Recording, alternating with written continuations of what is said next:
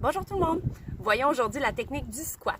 Donc, on va voir ensemble la technique du squat avec 4 activations simples. Donc, on va parler d'activation et non de positionnement, car le positionnement, c'est quelque chose qui est personnel à chacun, selon votre corps, la façon dont vous bougez.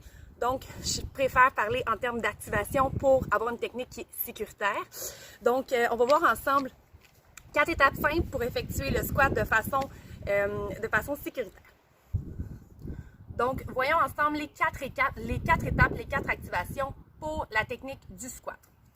Donc, premièrement, la technique que je vais vous montrer peut être effectuée autant pour un air squat qu'un goblet squat, front squat, back squat. Donc, il y a quelques petites choses qui vont varier, mais c'est vraiment une technique qui est globale, des activations qui sont globales, qu'on devrait retrouver dans tout type de squat.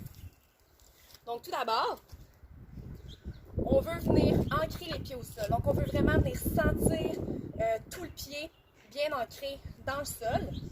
Pour ça, je vais venir étendre mes orteils et venir vraiment saisir le plancher avec tout mon pied. Première étape.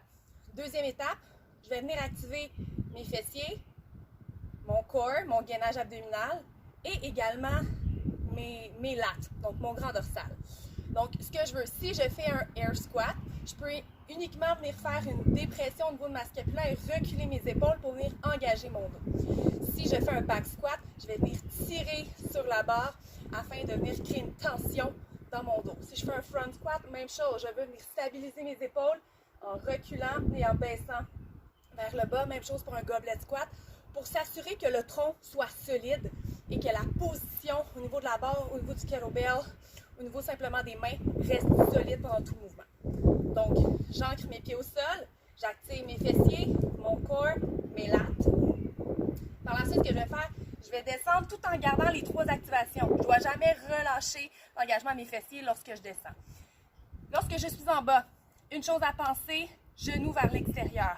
Donc, je vais simultanément pousser dans le sol, donc vraiment créer une force dans le sol, tout en poussant mes genoux vers l'extérieur jusqu'à ma remontée.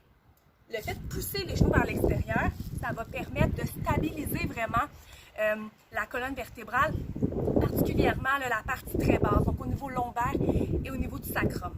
Donc, le fait de pousser les genoux vers l'extérieur amène une rotation au niveau des hanches et du bassin, ce qui va permettre de stabiliser la sacro-iliaque, donc la partie très basse au niveau de la colonne vertébrale, qui souvent a tendance à être beaucoup moins stable lors d'un squat, ce qu'on voit souvent lorsqu'il y a un butt wink ou encore un affaissement au niveau du dos, lorsqu'on vient pour remonter du trou lors d'un squat.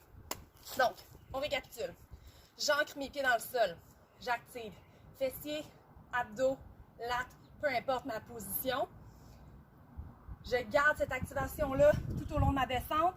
Quand je viens pour monter, on pousse dans le sol, on pousse les genoux vers l'extérieur pour stabiliser jusqu'en haut. Personnellement, je ne suis pas fan de garder une position accroupie lors d'un squat, dépendamment si on tient la barre, si on tient la barre low bar ou high bar, c'est sûr que là, ça va varier.